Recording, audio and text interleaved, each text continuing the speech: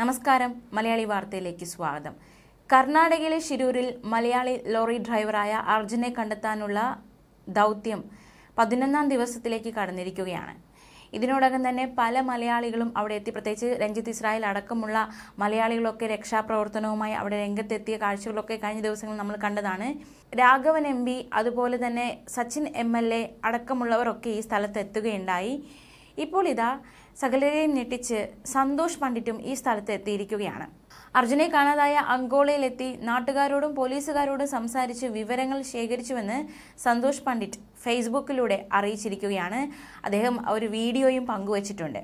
പോലീസുകാരും പട്ടാളക്കാരും വളരെ മികച്ച പ്രവർത്തനമാണ് അവിടെ നടത്തുന്നതെന്ന് സന്തോഷ് പണ്ഡിറ്റ് വ്യക്തമാക്കി.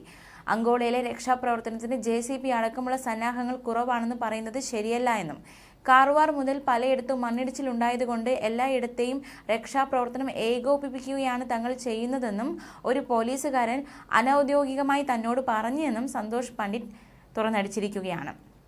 അദ്ദേഹത്തിൻ്റെ വാക്കുകൾ ഇപ്രകാരമാണ്: ഞാനിപ്പോൾ കർണാടകയിൽ അങ്കോളയ്ക്കടുത്താണ് നിൽക്കുന്നത്. ദുരന്തം നടന്ന സ്ഥലമൊക്കെ സന്ദർശിക്കുകയുണ്ടായി.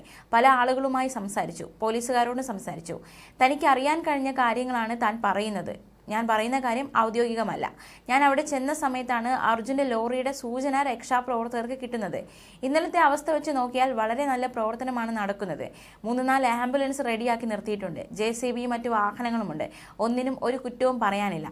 പക്ഷേ കുറച്ച് ദിവസം മുൻപ് ഇങ്ങനെ ആയിരുന്നോ എന്ന് എനിക്കറിയില്ല. കാരണം പല ആളുകളും പല രീതിയിലാണ് പറയുന്നത്. JCB ഒന്നും അധികം ഉണ്ടായിരുന്നില്ല എന്നൊക്കെയാണ് പറഞ്ഞത്.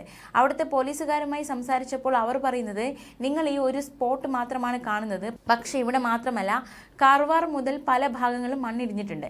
അപ്പോൾ അതൊക്കെ ഞങ്ങൾക്ക് നോക്കേണ്ടതുണ്ട്. ഇവിടെ മാത്രമല്ല ഞങ്ങൾ പ്രവർത്തിച്ചത്, നിങ്ങൾ ഇവിടെ മാത്രം നോക്കിയത് കൊണ്ടാണ് JCB കുറവ് തോന്നിയത്. ഇത്തരത്തിലൊരു അനൌദ്യോഗിക സംസാരം താൻ കേട്ടു എന്നും സന്തോഷ് പണ്ഡിറ്റ് വ്യക്തമാക്കിയിരിക്കുകയാണ്. സന്തോഷ് പണ്ഡിറ്റ് ഈ ദുരന്തം നടന്ന സ്ഥലത്തിൻ്റെ വളരെ അടുത്ത് എത്തിയിരുന്നു. അവിടെ നിൽക്കുന്ന സ്ഥലത്ത് ഹോട്ടലും മറ്റും ഉണ്ടായിരുന്നതാണ്. ആദ്യം മുതലേ നാട്ടുകാർ പറയുന്നത് ലോറി മണ്ണിനടിയിലല്ല പുഴയിലായിരിക്കും ഉണ്ടാവുക എന്നാണ്. മാത്രമല്ല സന്തോഷ് പണ്ഡിറ്റ് പറയുന്ന മറ്റൊരു കാര്യം, ഈ നാട്ടുകാരൊക്കെ തുടക്കം മുതൽ തന്നെ പറയുന്നത് ലോറി മണ്ണിനടിയിലല്ല പുഴയിലായിരിക്കും ഉണ്ടാവുക എന്നാണ്.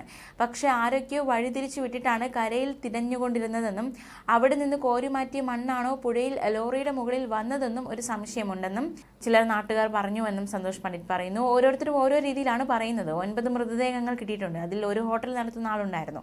അദ്ദേഹത്തെക്കുറിച്ച് വളരെ നല്ല അഭിപ്രായമാണ് എല്ലാവരും പറയുന്നത്. കുറേ ലോറിക്കാരോട് സംസാരിക്കാൻ സാധിച്ചു. അവർ പറഞ്ഞത് അവർക്കൊക്കെ ലൈറ്റൊക്കെ ഇട്ട് കൊടുത്ത് നല്ല സഹായം ചെയ്യുന്ന ആളായിരുന്നു ഹോട്ടൽ ഉടമ എന്നാണ്.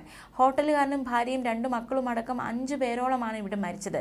അതല്ലാതെ 4 പേർ വേറെ മരിച്ചു. ആ വീടുകളിൽ താൻ പോയി എന്നും അവർക്കൊക്കെ എന്തെങ്കിലും സഹായം ചെയ്യാനായി ശ്രമിച്ചെങ്കിലും അവിടെ വരെ എത്താൻ കഴിഞ്ഞില്ല എന്നും സന്തോഷ് പണ്ഡിറ്റ് വ്യക്തമാക്കി. ഭാഷയുടെ ഒരു പ്രശ്നവുമുണ്ട്. അവർ സംസാരിക്കുന്നത് തുളുവിലാണെന്നും സന്തോഷ് പണ്ഡിറ്റ് വ്യക്തമാക്കിയിരിക്കുകയാണ്. ഗോവ മംഗലാപുരം ഹൈവേയിലാണ് ഈ സംഭവം നടക്കുന്നത്. ഇപ്പോൾ വഴി തിരിച്ചുവിട്ട് വേറെ വഴിക്കാണ് വണ്ടികൾ പോകുന്നത്. ഇവിടെ ചെല്ലുന്നത് വരെ 3 കിലോമീറ്റർ ഇപ്പുറം പോലീസ് തടയുന്നുണ്ട്. ശക്തമായ മഴയും കൊടുങ്കാറ്റും പോലത്തെ കാറ്റുമാണ് അവിടെ. ഇപ്പോഴും മണ്ണിടിച്ചിലിന് സാധ്യതയുണ്ട്. കുറച്ച് മെലിഞ്ഞ ഒരാൾ പറന്നു പോകുന്ന തരത്തിലുള്ള കാറ്റാണ് ഇവിടെ ഉള്ളതെന്നും സന്തോഷ് പണ്ഡിറ്റ് വ്യക്തമാക്കി. പുഴയ്ക്കും ചില മാറ്റങ്ങൾ സംഭവിച്ചിട്ടുണ്ട് എന്നാണ് അദ്ദേഹം പറയുന്നത്. ഈ സംഭവത്തിന് ശേഷം വലിയ വീതിയുള്ള പുഴയായി മാറി ണ്ടെന്ന് സന്തോഷ് പണ്ഡിറ്റ് തുറന്നടിച്ചു.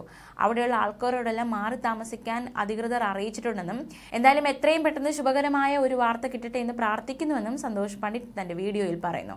അവിടെയെല്ലാം സന്ദർശിക്കാനും പരമാവധി ആളുകളെ കണ്ടു വിവരങ്ങൾ ശേഖരിക്കാനും എന്താണ് അവിടെ നടക്കുന്നതെന്ന് മനസ്സിലാക്കാനും തനിക്ക് കഴിഞ്ഞു. ഇപ്പോഴത്തെ അവസ്ഥയിൽ പോലീസും പട്ടാളവുമെല്ലാം വളരെ നല്ല പ്രവർത്തനമാണ് നടത്തുന്നതെന്നും സന്തോഷ് പണ്ഡിറ്റ് വ്യക്തമാക്കിയിരിക്കുകയാണ്. എന്തായാലും അദ്ദേഹം അവിടെ സന്ദർശിച്ചിരിക്കുന്നു. അവിടെയുള്ള കാര്യങ്ങളൊക്കെ അദ്ദേഹം തൻ്റെ ഫേസ്ബുക്ക് വീഡിയോയിലൂടെ വ്യക്തമാക്കിയിരിക്കുകയാണ്. അദ്ദേഹം എന്താണ് പറഞ്ഞത് എന്നതാണ് നമ്മളിപ്പോൾ നോക്കിയത്. എന്നാൽ രക്ഷാപ്രവർത്തനം ഇന്നും തുടരും. ന്യൂസ് ഡെസ്ക് മലയാളി വാർത്ത.